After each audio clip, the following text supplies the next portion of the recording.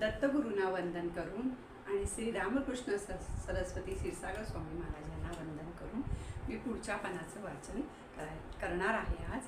आणि त्याच्या अगोदर मी म्हणते इदम न मम, म्हणजे हे ज्ञान माझं नाही, श्री रामकृष्ण सरस्वती क्षीरसागर स्वामी महाराजांचं नित्यगुरुवाणीतलं हे ज्ञान आहे आणि ते मी तुम्हाला सांगते. तर आजचा विषय आहे किंवा आज जे काही सद्गुरूंनी सांगितलं आहे ह्याच्यामध्ये, तर ते त्यांनी सांगितले विनोद प्रत्येक माणसाच्या मध्ये विनोद हा असला पाहिजे. विनोदी माणूस असणं म्हणजे हा मनाचा मोठेपणा आहे. ज्या म्हणजे विनोदी माणसं असतात ती बघा नेहमी हसरी, आनंदी आणि प्रत्येक गोष्टीला त्यांचं असं आपण काही बोललं की लगेच त्याच्यावर छोटे छोटे विनोद करणार.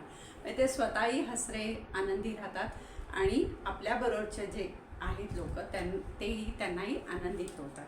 म्हणून ह्याच्यावर आज नित्यगुरुवाणीमध्ये सद्गुरूंनी काय सांगितले ते आता आपण बघूया. विनोद म्हणजे मनाचा मोकळेपणा आहे. ही मनोवृत्ती दुष्ट माणसांच्या ठाई असूच शकत नाही. म्हणजे जी लोक दुष्ट आहेत, दुसऱ्यांचं त्यांना वाईट व्हावं असं वाटतं किंवा दुसऱ्यावर जळतात, तर जळतात म्हणण्यापेक्षा दुसऱ्यांचं चांगलं होऊ नये असं वाटतं, तर अशी जी लोकं असतात ह्यांची प्रवृत्ती किंवा ह्यांची मनोवृत्ती ही मोकळी असू शकत नाही आणि त्यांच्याकडे विनोदी बुद्धी पण असू शकत नाही की ते हसत नाही. ते नेहमी अगदी काहीतरी आपल्या गहन विचारात गर्क असतात. म्हणून दुष्ट माणसं जी असतात त्यांच्या ठाई ही विनोद बुद्धी असू शकत नाही असं सद्गुरू म्हणतात. आपण आपले मन मोकळे करण्यासाठी एकतरी आपली प्रेमाची व्यक्ती पाहिजे. आता नेहमी कसं असतं की तुमच्या मनात जर काही एखादी गोष्ट सरत असेल तुम्हाला, मग एकतरी प्रेमाची व्यक्ती अशी पाहिजे आपली की आपण त्यांच्याजवळ सांगू शकतो. एक तर सगळ्यांना आपली आई असते, पण काय कालांतराने आईचं पण वय झालं की आपल्याला काही गोष्टी असतात. आता मुलींच्या म्हणाल तर संसारात खूप गोष्टी असतात, ते प्रत्येक गोष्ट आईला सांगू शकत नाही. आईला का सांगू शकत नाही की त्यांना वाटतं की आपण आईला सांगितलं तर आईला दुःख होईल, म्हणून ते आईला सांगू शकत नाही. मग अशी एखादी मैत्रीण असावी की तिच्याजवळ आपण सगळं मन उघडं करून बोलू शकतो. बहीण असेल तर चांगली आहे. आजकाल म्हणजे इतकी सोय झालेली आहे ना. पूर्वी कसं बहीण भेटली तरच आपण बोलू शकत होतो, आता तसं नाही आहे. आता तुम्ही फोनवर पण बोलू शकता, मैत्रिणीशी बोलू शकता, बहिणीशी बोलू शकता किंवा तुमची अशी एखादी प्रेमाची व्यक्ती जवळची असेल तर तिच्याजवळ तुम्ही बोलू शकता. इवन बऱ्याचशा म्हणजे बायकांचा आपले पती म्हणजे नवरा जो असतो तो हा सर्व आपण सगळ्या गोष्टी त्यांच्याजवळ सांगतो आणि ते पण म्हणजे आपल्याला चांगला सल्ला देतात. त्यामुळे आपलं मन मोकळं राहायचं. आणि तुम्हाला एक दुसरी गोष्ट मी सांगते, म्हणजे ही ह्या पानामध्ये लिहिलेलं नाही आहे गुरुवाणीमध्ये, पण जेव्हा माणूस मन मोकळं ठेवतो, आनंदी राहतो आणि विनोदी वृत्ती असते, म्हणजे प्रत्येक गोष्ट अशी हसण्यावर घेऊन जातो. हे बघा, संकटही सगळ्यांनाच असतात, असं नाही आहे की मला आहे तुम्हाला आहे असं नाही आहे की ह्याला आहे त्याला आहे. सगळ्यांवर संकटही येतात. काळ हा प्रत्येकाला शिकवून जातो काहीतरी आणि प्रत्येकाच्या आयुष्यात असा काळ येतोच की त्याला खूप दुःख होतं, पण त्याच्या मागनं त्याचा आनंदी त्याला हे पण मिळतं. त्यामुळे काय होतं की माणसाने आनंदी राहिलं, माणूस मोकळं राहिला मनाने ना, तर हे जे शारीरिक आरोग्य चांगलं राहतं आणि हे काही शुगर BP हे जे आहे ना हे शक्यतो होत नाही. हा माझा अनुभव आहे की तुम्ही नेहमी आनंदी राहा, हसत राहा, दुसऱ्याशी चांगलं बोला. एखाद्या माणसाशी पटत नसेल तर ठीक आहे, जाता येता हाय हॅलो करा आणि आपल्या ह्याच्यामध्ये दंग राहा. म्हणजे आपण काहीतरी काम करत राहा, नुसतं स्वस्थ बसून राहू नका, कारण अशा वेळेला अनेक विचार आपल्या मनात येतात. त्यामुळे आपण नेहमी व्यग्र असावं. त्यामुळे आनंदी राहिलात हे राहिलं तुम्हाला शुगर BP शक्यतो होणार नाही. हां, आता काही शारीरिक प्रॉब्लेम असतील आणि झालं तर गोष्ट निराळी आहे, पण पहिल्यापासून आनंदी राहा. हे मी का सांगते, हा माझा अनुभव आहे म्हणून मी तुम्हाला सांगते की नेहमी आनंदी राहायचं. कुठच्याही गोष्टीचं टेन्शन घ्यायचं नाही. जे काही असेल ते आपल्या भगवंतावर, आपल्या सद्गुरूंवर सोडायचं, त्यांना सांगायचं आणि ते मार्ग दाखवतात आपल्याला. त्या मार्गाने आपण जायचं, मेहनत करायची, यश नक्की मिळतं. तर अशी विश्वासाची असू द्यावी.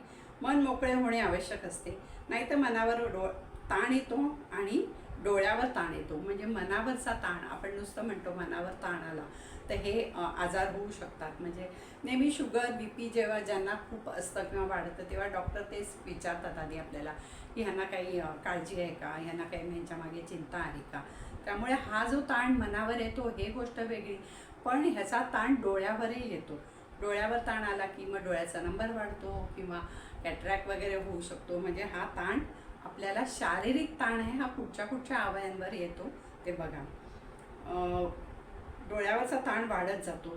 आपल्या मनाला टोचणाऱ्या अगदी असह्य झालेल्या गोष्टी श्री गुरूंनाही सांगायला हरकत नाही. म्हणजे आपले श्री गुरु असतील, सद्गुरू असतील, त्यांच्याजवळ आपण मोकळेपणाने बोलायला हरकत नाही. आता हे बघा, नुसतं आता माझे तर सद्गुरू आता नाही आहेत ह्याच्यामध्ये, पण त्यांच्या फोटोसमोर जरी बोललं ना तरी कळतं त्यांना. आपल्या मनातल्या ज्या गोष्टी आहेत ना, मग इतरांना सांगण्यापेक्षा इतरांना सांगितलं की भीती असते की ही तिला सांगेल का, ती तिला सांगेल का, मग असं होईल का, तसं होईल का, आणि ह्या भीतीने माणूस अजून म्हणजे चिंता करायला लागतो. मग त्याच्यापेक्षा आपल्या देवाजवळ सद्गुरू, जर कोणाचे गुरु नसतील, सद्गुरू नसतील, तर त्यांनी आपल्या देवाजवळ बसून देवाला हे सगळं सांगायला काही हरकत नाही. देवाजवळ रोज मागू नये, पण आपल्या चिंता देवावर म्हणजे सोडतो आपण, त्यावेळेला देवाला सांगावं की हे असं असं आहे, असं आहे, यातनं मला तू मार्ग दाखव, तुझ्यावर माझा विश्वास आहे, पण ह्यातनं मला मार्ग दाखव, असं देवाला सांगावं. नक्कीच आपल्याला मार्ग मिळतो. आपल्या सद्गुरूंना सांगितलं तरी त्यातनं आपल्याला मार्ग मिळतो आणि मार्गदर्शनही मिळते व मनही मोकळे होईल. म्हणजे आपण कोणाशी तरी बोललो अशी भावना आपल्यात उत्पन्न होईल आणि आपले मन मोकळे होईल. शरीराला जशी विश्रांती, निवारा हवा असतो, तसे मनालाही हवे असते. यासाठी देवस्थानात येऊन नुसत्या दर्शनाने सुद्धा आपल्या मनाला केवढी शांतता मिळते व आधार मिळतो. म्हणजे सद्गुरू सांगतात की देवस्थानात, म्हणजे जिथे आता हे बघा, नगरला हे आहे, आता नगरला उठलं सुटलं गेलं असं जाणं शक्य नाही आहे आपल्याला, म्हणजे आम्हाला. पण तुम्ही मग एका तुमच्या जवळच्या देवाचं हे आहे, म्हणजे देऊळ आहे, मंदिर आहे, तिथे तुम्ही जाऊ शकता, तिथे शांतपणे बसू शकता. आजकाल कुठच्याही मंदिरात गेलं तरी शांतपणा मिळत नाही, खूप गर्दी असते, लोटालोटी असते. पण जाऊन एका कोपऱ्यात शांत बसा, देवाचं नाव घ्या, नामस्मरण करा. नुसतं त्या वास्तूत गेल्याने सुद्धा तुमच्या मनाला शांती मिळते आणि आधार मिळतो. हे आपण सर्वजण अनुभवाने सांगू शकाल. म्हणजे हे हा अनुभव प्रत्येकाला हा आला असेल तर त्यांनी त्यांचा अनुभव त्यांच्या मनाशी विचार करून ते आपल्याच मनाला सांगू शकतात. आणि आनंदी राहायचं, हे आपण ठरवून राहायचं नेहमी आनंदी, कुठच्याही गोष्टीचं टेन्शन घ्यायचं नाही. आणि सद्गुरूंना, आपल्या देवाला हात जोडून सांगायचं आणि ते आपल्याला नक्कीच मार्ग दाखवतात. श्री गुरुदेव दत्त. श्री रामकृष्ण गुरु माझे आई, मजला ठाव द्यावा पायी, दिगंबरा दिगंबरा श्रीपाद वल्लभ दिगंबरा. श्री गुरुदेव दत्त, श्री गुरुदेव दत्त, श्री गुरुदेव दत्त. आज मी जे काही तुम्हाला वाचन केलं आहे नित्यगुरुवाणीतलं, ते मी माझ्या सद्गुरूंच्या आणि दत्तगुरूंच्या चरणी अर्पण करते. श्री गुरुदेव दत्त. हे जे काही मी आज तुम्हाला सांगितलेलं आहे ते सद्गुरूंच्या चरणी अर्पण करते.